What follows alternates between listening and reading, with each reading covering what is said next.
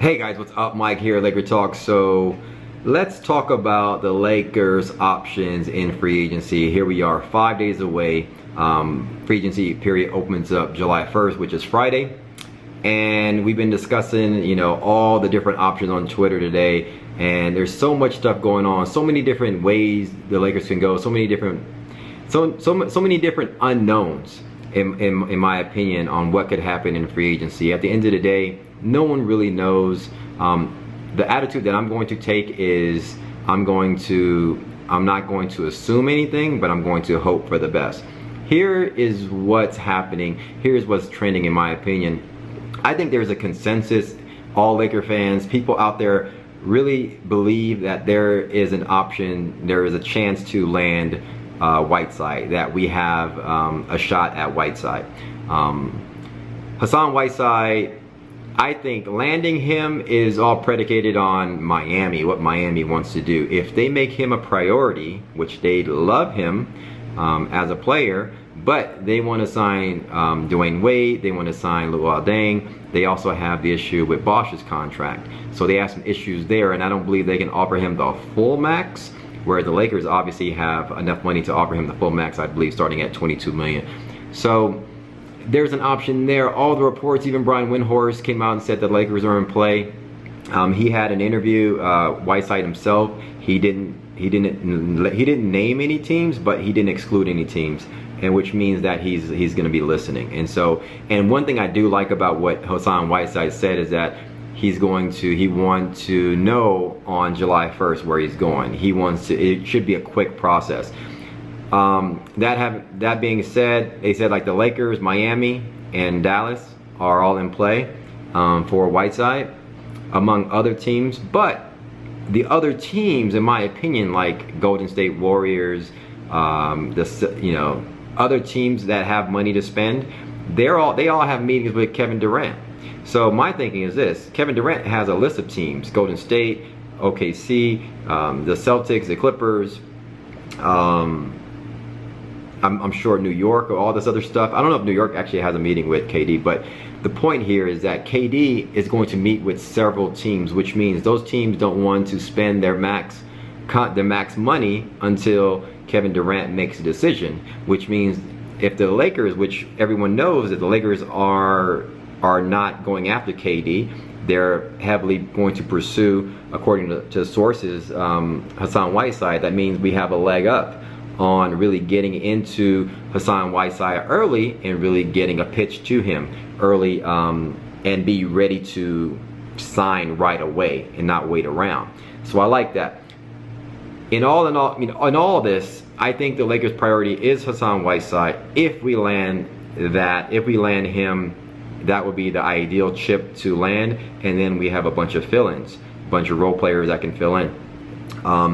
If we land Whiteside, okay, keep it in perspective. What does that mean? That means we don't have like, this number one option that we can go to. That just means we have a decent. Remember, Hassan Whiteside is not the best player on your team, okay? He's going to be a great asset at center, blocking shots, protecting the rim, rebounding, and his offensive game is pretty good as well. But he's not going to be the best player on our teams. We're not going to be making a run to the finals right away, but it will give us a really nice, solid team.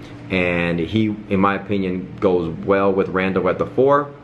Randall has some IQ issues in terms of on the defensive end, but Whiteside is a defensive specialist in terms of protecting the rim, blocking shots, and just protecting the paint. And I think that goes well with Randall. Outside of Whiteside, now we were throwing around all these different hypotheticals on Twitter on these different lineups and things like that. You got Batum, people were throwing out. You got Bazemore, which is one of my favorites in all of this. Someone was throwing out Chandler Parsons. Somebody was even talking of throwing out Marvin Williams, which I don't mind. What else? you know, just a bunch of like, basically people are just throwing out, you know, some of the athletic wings that are out there. In my opinion, I don't believe it's possible for us to go after Whiteside and land Batum. That's a long shot when the Hornets are going to be going after Batum really hard, and they're going to offer him a lot of money, and they're going to also go after Marvin Williams. But having said that, if we could land Whiteside, I think that's the main piece, and then from there, I would go after Bazemore, in my opinion. Somebody actually brought up a good contract. I think it'd be ideal for Bazemore, a $24 million deal, which I don't know if he would take, but you know, a 2-year deal, second year being a player option and things like that, which would give him flexibility to take advantage of the rising cap and give our team flexibility as well. And it will give him a big boost because he's making like $2 million down. You know, $10 million raise. I would even boost it up, you know, pay him like $13 million, you know, $14 million a year on a 2-year, you know, a 2-year deal, but worth $14 million a year with the second year player option and things like that. Bazemore would be an awesome guy. I think also he's a role player, and I don't think he's thinking of this being this superstar player. I think he would split minutes with Ingram quite well, even come off the bench. So that's my thoughts about about Bazemore. I heard something Mitch say that we need help in all areas, like backcourt, front court, whatever.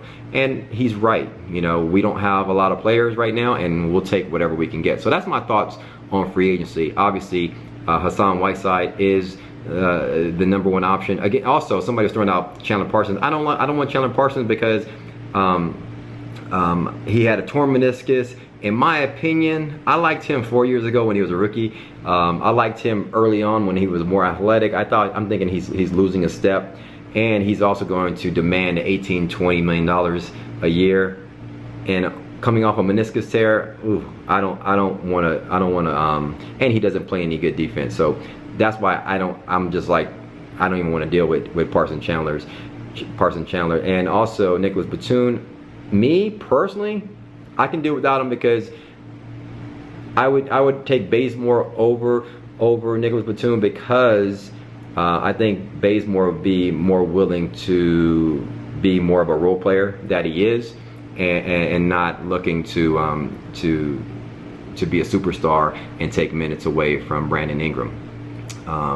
Because in my opinion, in 2 years, Brandon Ingram is going to be better than all these guys: Nicholas Batum, Bazemore, Parsons, you name it. Okay, none of these guys have the upside that Brandon Ingram has. So that's my thoughts on free agency.